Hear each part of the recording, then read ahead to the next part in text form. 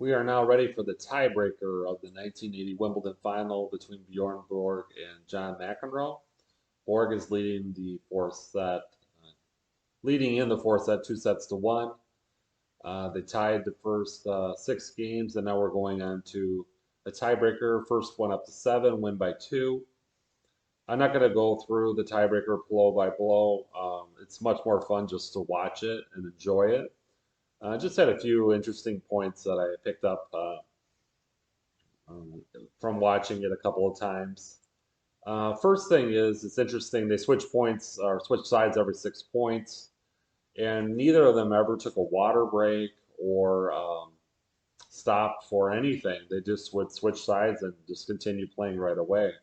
So the tiebreaker went for a total of 34 points, which is almost the equivalent of about 3, 4, or 5 games that they played without a break. So normally they switch every 2 games um, throughout a set, except after the first game. So they did take quite a long um set without taking a break or without a tiebreaker without taking a break.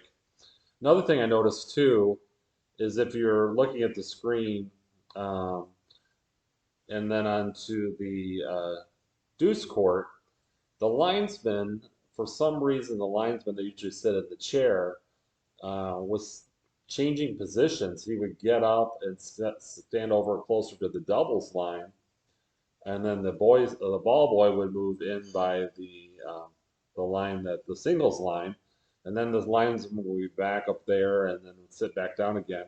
I just thought it was interesting to see that because he was really out of position to make calls. I don't know what he's just tired of sitting or what, but it was interesting. I don't know if anybody else ever noticed that, but the linesman was definitely out of position on many of the points. Another thing I noticed about the tiebreaker, many points, just as a kudos to Borg and McEnroe, it took a lot of guts to make some of the shots that they did. McEnroe, particularly with a couple of the backhands that he made right around 7-7 and 8-8. Borg hit a really gutsy forehand for a winner off of McEnroe's serve when McEnroe had set point. Borg ended up having 5 match points in this tiebreaker. He already had 2 when he was winning 5-4.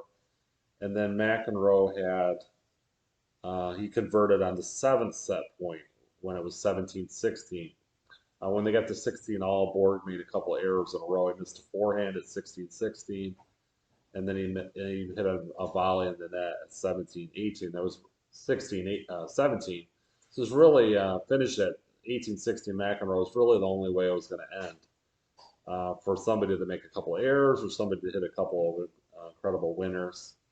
McEnroe had just about every shot you could think of when he was facing the match points in the tiebreaker. He had a couple great backhands. He had serve and volley. He had a service winner. He had one that hit a net cord and it just barely went over. So he definitely had the luck of the Irish in this tiebreaker, but he definitely played great too. So it did make it to 34 total points. They changed over 5 times at 6, 12, 18, 24, and 30. Just really exciting. I'm going to put the link just to the tiebreaker down below. It's a little bit different link than the full match, but you can just watch the whole tiebreaker.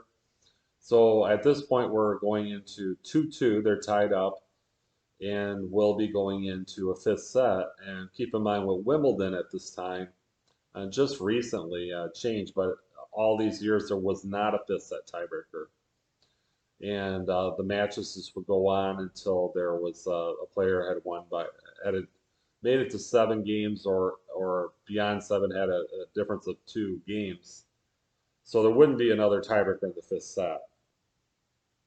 And if you ever watch the Borg Fire and Ice documentary on YouTube as well, Borg and McEnroe, um, Borg was just really pissed off. He said that he hadn't won the match by this point. He had the 2 match points at 5-4, missed those, and then he had 5 match points in the tiebreaker.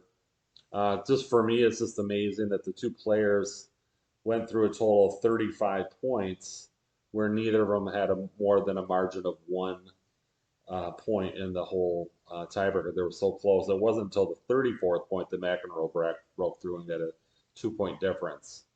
So going into the fifth set, I've just seen in documentaries, McEnroe thought he was going to win the match, or he thinks he's going to win the match. I'm say it in the present tense, and Borg is really pissed off that he hasn't won the match yet. So that's the mind frame going into this last set.